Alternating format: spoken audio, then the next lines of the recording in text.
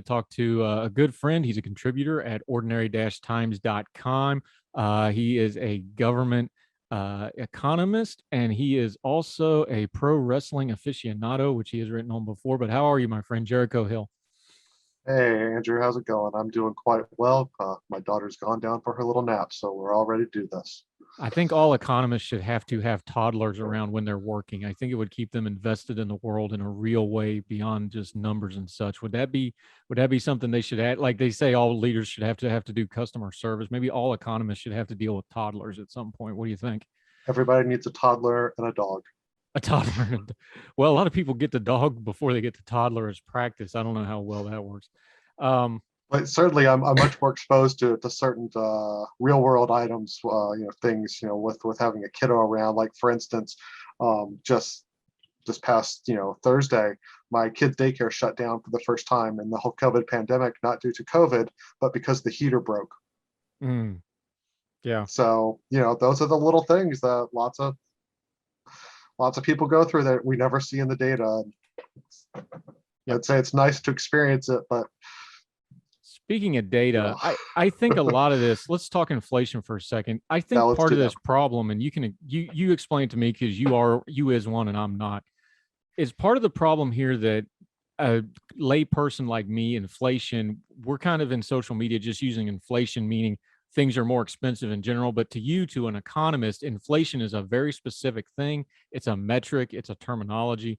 Is that part of the problem here? Is we're just talking about two different things a lot of the time because inflation means something really specific to you, but in the social media and the news media realm, we're talking about inflation to mean everything's more expensive in general.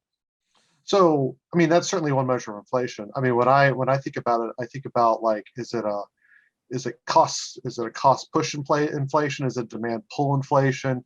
So there's different sort of buckets in which we could put inflation into. So what is this? What is the price rise being driven by?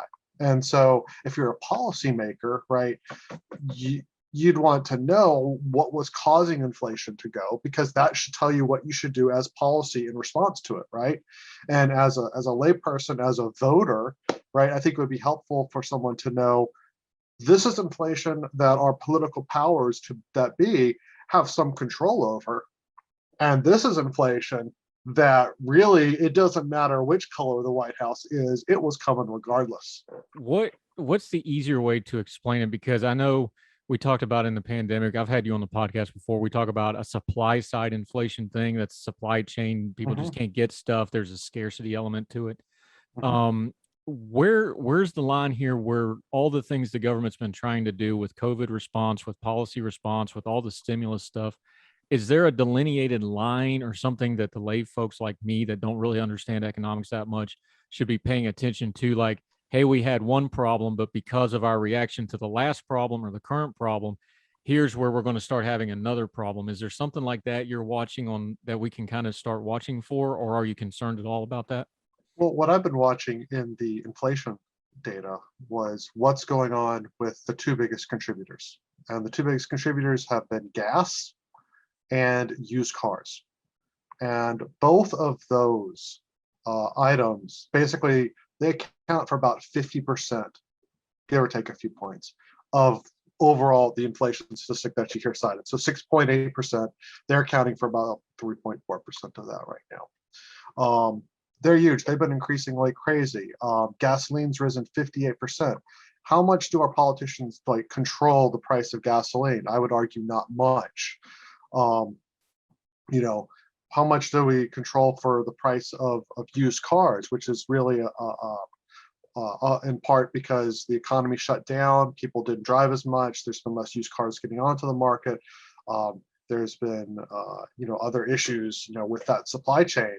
So I would say when I think about trying to piece into this data, I think that about half of it is from easily documented issues with the supply chain. Now, I don't want to act like the amount of spending that we are seeing, the fact that we had so many COVID checks, the fact that we've had a child tax credit, the fact that we did mortgage forbearance and we've done other things, didn't have an effect of putting cash into people's wallets as well. And of course, more cash chasing after the same amount of goods or even less goods, because guess what? All the goods are clogged at the ports or over in Asia because they can't even get ships to ship from Asia because they can't get their workers vaccinated, so their ships are shutting down, right? Which we can't control, you know. Let's be clear. Like there's clearly like enough to blame external factors, and there's also some blame for political reaction as well. Jericho Hill joining us on Herdtail Radio. Setting the politics aside for just a second, we saw back during the COVID pandemic where you have things like panic buying, when you saw, the now infamous and joked about toilet paper run, where, people just basically wiped out the replenishment systems for 10 days or whatever. Really, though, the only two times people really pay attention to the economy is when there's a massive shortage, like the toilet paper thing, and the holidays. We're getting ready to come into the holidays. This is the one time of the year where everybody's running economy stories. This is just kind of the time of the year the layperson pays attention to economics. What is it you're feeling of this economic holiday season? And I don't just mean the shopping part of it, and because they always want to talk about retail sales, but what's your overall feeling? Because you talked about like gas and used cars. Your car and your gas, that's a huge expenditure for most households. What's your impression of what this holiday season is going to look like economically? Because that kind of sets the tone for the next quarter most years.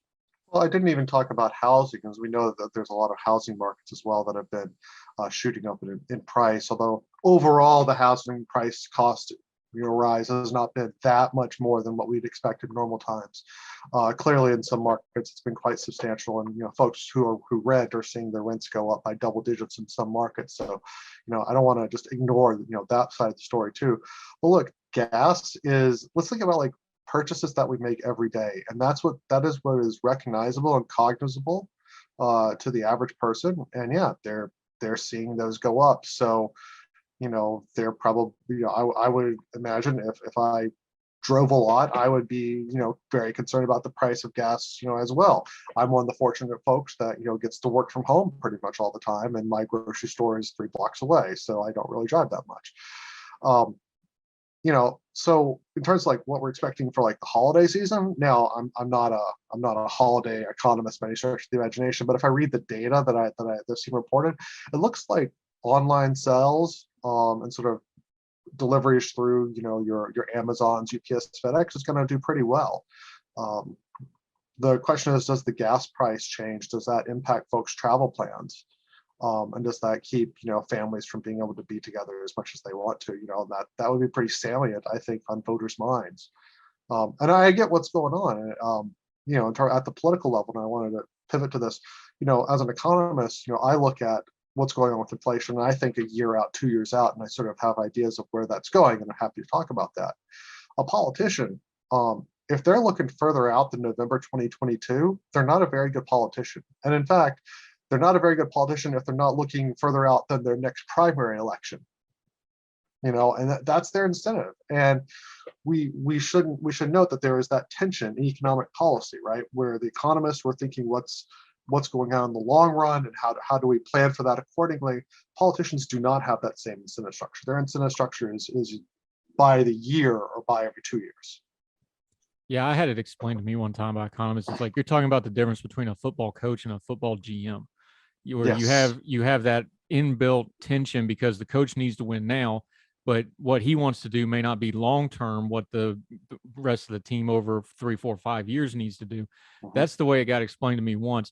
That's a really good way to think about it. I think so, yeah. Yeah, is there a way to explain for us that try to watch this in the news? Because the news cycle that we have now is always reactionary. It's almost ingrained now that every time we have economic news, unexpectedly, no matter what it is. Actually, I think the funny thing is, I think today the inflation report, the CPI, actually came in almost right at expectations, and that was unexpected. See, it just works for everything. But just for people like me, that you have to explain this stuff to me like I'm 5 years old. Where can we get that information? Because like you said, the economy and politics are two parallel things, but they're not running at the same speed. So how do we get ahead of the news a little bit and stay abreast of politics when you have a news cycle going one speed and then what's actually going on in economics running at a different speed, but they're parallel and they do intersect a lot? So a really good way I would say to you is one, you can read, if you're so inclined, you can read the BLS CPI report when it comes out, like the one that came out this morning. It's actually not that bad in terms of language. It's fairly easy to track. I mean, it says the energy index rose 33% over the last 12 months. I think we all understand what that means. And you don't need to be an economist with a fancy degree to figure that out. So you can get a lot of that information, sort of just right from the report, and it's very in clear language. Now, if you want to know how economists are thinking long term, look, a great source that I would say is Bloomberg runs a survey that comes out about once a quarter, and it has essentially economists' expectations of inflation and industry, analysts' expectations of inflation. And so you can sort of see like what's going on. So for instance, I'm looking at this Bloomberg report from a couple of weeks ago, and we've seen that close term inflation over the next quarter or two, as they've done these surveys, has been trending upward. So we've been expecting more and more and more inflation, and a lot of that is because of supply chain issues with respect to Delta and causing havoc, and other parts of it is going to be people spending more money now that we're getting closer and closer to holiday season, and people spending more money because they're going out and they're seeing their family. We've been cooped up for a long time. It's a lot to ask from a social creature to stay cooped up, and people are going to spend, and I get that. But then if we look at next year, we look at quarter two, quarter three, the expectations have not been shifting that much, and we're still looking at, low threes, high twos is what the expectation that will be at around Labor Day. We're talking economics and the economy with economist Jericho Hill, our friend. He's a contributor at ordinary-times.com. More Hertel Radio and more conversation with him right after this.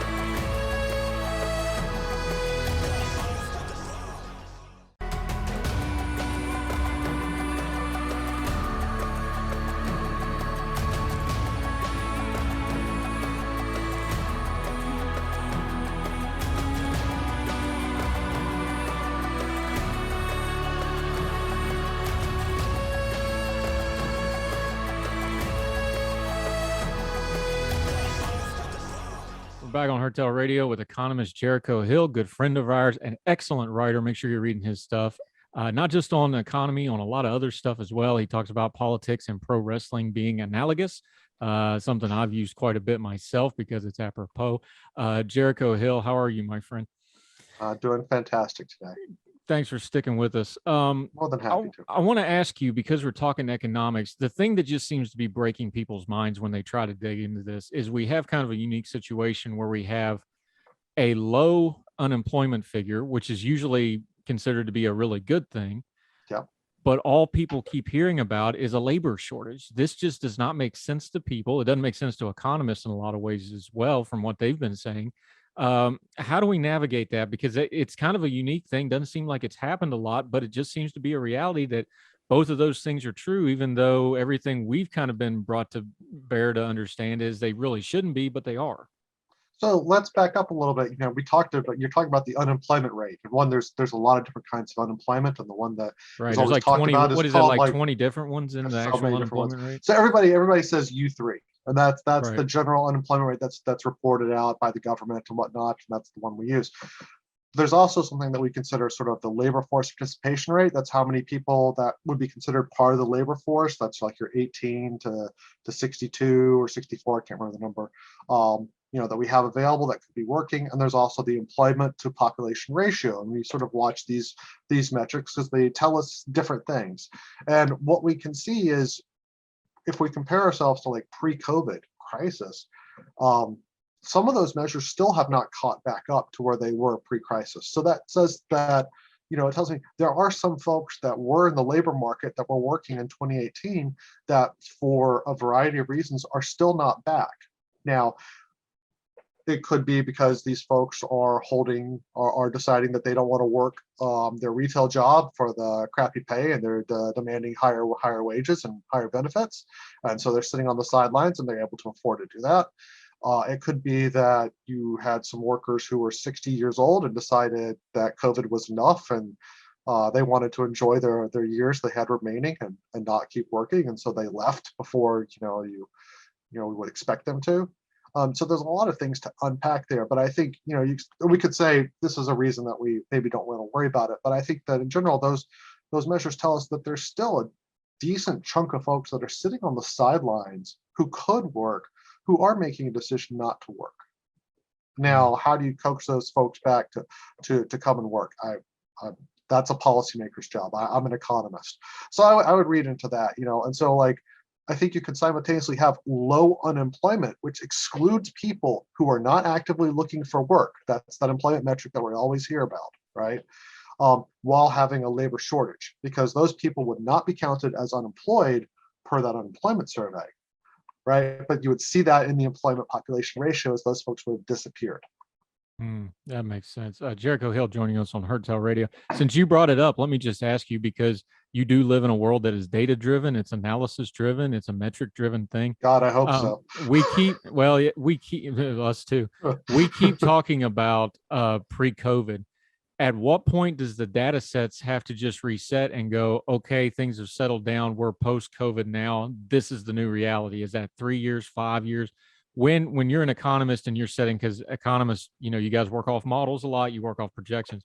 When is it that we just go, okay, and I know COVID's not over yet, but when is it that you're just going to have to be like, all right, pre-COVID was pre-COVID and that's not coming back, this is the new normal? Well, I don't think pre-COVID is coming back.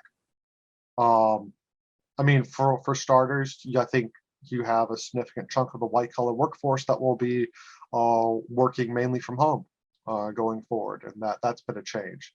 I think that you're going to see companies, and this was a really good link that I was watching on CNBC about warehousing and the amount of building and construction of warehouses in the U.S. to handle supply chain logistics has been going gangbusters over the last 2 or 3 years, and companies are leasing out these buildings before they're even constructed. So when I think about that, I think the model of how we got our goods before, which was just in time, had almost no resiliency in the face of a global economic shutdown caused by a virus. So I suspect that we'll move possibly from a just-in-time system over a couple of years to a just-in-case system. Well, there'll be some redundancy and some ability to handle a crisis of sorts that would happen to keep goods moving. That portends probably the construction of a lot more warehouses and a lot possibly more rural areas. Think of a rural area wedged in between two cities. Think of the border of Georgia and Alabama on I-20. That you can have a supply chain hub there with warehouses to serve both cities. So I think you'll see that happen over the next couple of years, and you'll see the supply chain change and how it's going and how businesses are going to plan for these things, because I think folks were fooling themselves that we can have a lot of folks living very close to each other and also close to animals and not have virus transmission. And finally, one broke through to the extent that one hadn't before. We've seen scary outbreaks of Ebola in Africa, and the unfortunate thing for the folks in Africa was the Ebola was exceedingly deadly. The fortunate thing for the rest of the world was it was so deadly it prevented transmission. But finally we got something that sort of was transmittable enough and killed enough that it caused the world to shut down for a while, and still dealing with that ramification. Yeah. What is it that you think? Because I think one of the things that really is going to come out of this COVID thing is Do you get a sense that awareness of how economics works more? I'm more of a transportation guy with my background, so it's been a lot of fun because now I get to talk supply chain and transportation, which nobody really cared about until all of a sudden now they all care about it and want to talk about it. Your Um, time is now, buddy. yeah, it's like all of a sudden I can talk about, uh, transitory warehousing and fun stuff like that. But the point is, do you see that we're getting more awareness of economics and more awareness of things like the supply chain in a healthy way? Are people more interested in economics? What's your feel of it? Because I know you've got friends and family that know you're the economist guy, so they're probably hitting you up with, "Hey, why's gas prices high?" or whatever the case may be. Do you feel like we may be getting more awareness out of this, or do you think people are just digging in on what they already thought and not really growing from this experience any? I mean, my operating principle when I think about how folks adjust to new beliefs in the economy is that we forget the last crisis. After a while, we forget the lessons that we've learned and we repeat the mistakes at some point. So I think right now we're all hyper vigilant. We're clearly everybody's more aware about the supply chain. That's a word that now everybody knows. 10 years from now, I think it'll be a new word. I hate to be a little depressing, but let's I think that Patrick Chovanec, which is someone who I follow on Twitter, basically he was talking about like, look, we're watching our politicians in some ways react to this crisis as if it was a crisis from a couple of years ago. Um, and I want to make sure like I'm not like trying to throw blame on one party or the other, but let's just look at the Republican line right now, which is about this crazy hyperinflation. Okay, our parents dealt with crazy hyperinflation, right? That was double-digit inflation during the latter part of the Ford and Carter years and a little bit of Reagan, right? That's nothing like what we're talking about, today. But yet we're using that inflation as a cudgel to be like, hey, let's warn that um, this spike, which is 3 times less in magnitude than what we saw in the late 70s, early 80s, is now the number one issue du jour for folks. And maybe I think that's right for the Republicans to do in terms of leveraging political, ability to win in 2022. It makes perfect sense. But is the policy prescription that we need to have to fight inflation the same thing that we had fight inflation with Volcker in back then? Probably not. And if we applied that same lesson, we'd probably wind up throwing the economy into yet another recession. Yeah. So Uh, I'm just glad that we have an adult in charge of the Federal Reserve. yeah, which is Jerome Powell, who's going to be sticking around pending Congress not losing their mind and approving him. One quick more question. This is a little more political, but since you talked about Republicans, Joe Biden is in the White House. Democrats nominally have control of Congress. I understand it's a split Senate. Do they have a messaging problem on the economy? Because I understand what you're saying about it's a spike, but it's 3 times less than the 70s, and it's not that. I don't think the president and his team and his comms team going, oh no, the economy is actually great when people are noticing things like the used car Oh, prices, like higher fuel prices. This seems like a very bad strategy to me because it does two things that you never want to do. Is one, it doesn't mesh with reality for people, and two, is it comes across as condescending. But does that feel like it to you as the economist? Does the White House have a messaging problem on the economy right now?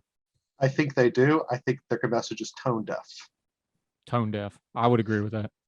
I think it's one thing to say, yeah, inflation is fairly high right now for lots of reasons.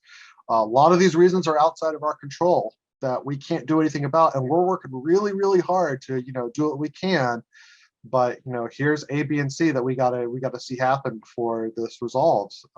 And to say that you can't really do a lot about it. Oh, we're going to release some of our strategic reserve of petroleum. That won't really do much except a couple of cents at the gas pump.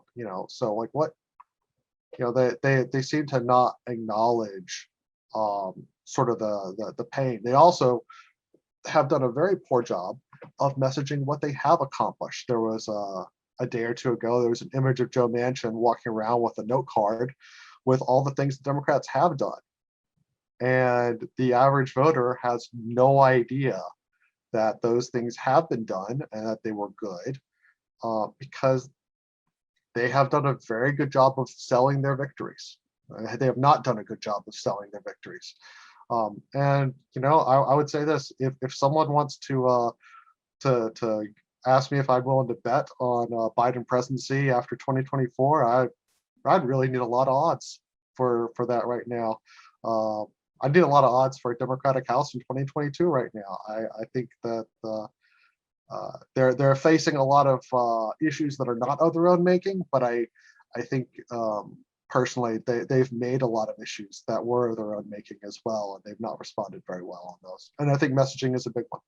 Yeah. The fun part about being in power is you're going to get the blame whether you deserve it or not. So you better do something to uh, at least put your stamp on it, because you're going to get the blame one way or the other. So at least do something. And Right. And right go ahead. now, voters.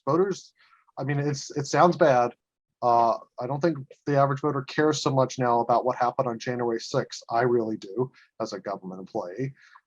But I think that's not so salient, right? What's salient right now is, how do I visit my family for Christmas? Yep. And what's Yep. it costing me there? Yep. And I think we cleared one hurdle. I think a lot of people were scared we weren't going to be able to have a school year. It looks like we may be able to have that, but going into the winter, we know there's probably going to be a spike. I think the schools closing is the great economic thing that nobody talks about. Is just a complete disruptor that nobody had a model for. But that's another Nobody conversation had a for another model, time. but you know what? I mean, a very poor silver lining that's going to come out of it. We're going to basically see what happens when schools shut down for 2 years, and we'll see that in the data. Yeah. And unfortunately, we will probably see that for a segment of the school-age population, uh, their test outcomes, their life outcomes later on will be inexorably for the worse. Yeah. And I think the real challenge for us, as we think about all the policy choices that we've been making in this crisis, is what would have happened had we not done X? What would happen if we hadn't done those stimulus checks? What would happen if we kept the schools open? We don't really know. We can look at what other countries have done, right? That are similar enough to us but had different responses, and try to tease that out. But ultimately, we don't know, and so we don't really see the state of, like, what if we hadn't done these things? So we sort of like play a guessing game. Yeah. Jericho Hill, I lean on him for a lot of opinions. Some other time we will bring him on and he can do his rant about the current state of professional wrestling. And all his opinions are his and his alone, and not his employers. But do let the folks know where they can find you, because you're a great follower and you're a very talented writer, and we're proud to have you at ordinary-times.com. Let people know where they can find you, my friend. You can find me on Ordinary Times, and you can find me on Twitter under the handle Moto Economist. That's Moto, CONOMIST, Moto Economist. You're an economist, not a speller, dang it. Yes, but I'm also an economist that rides a motorcycle, so maybe not risk averse as much as I should be. Jericho Hill, great stuff, sir. Thank you for joining us on Herd Talk Radio today. Have a great, Andrew. Thank you, sir.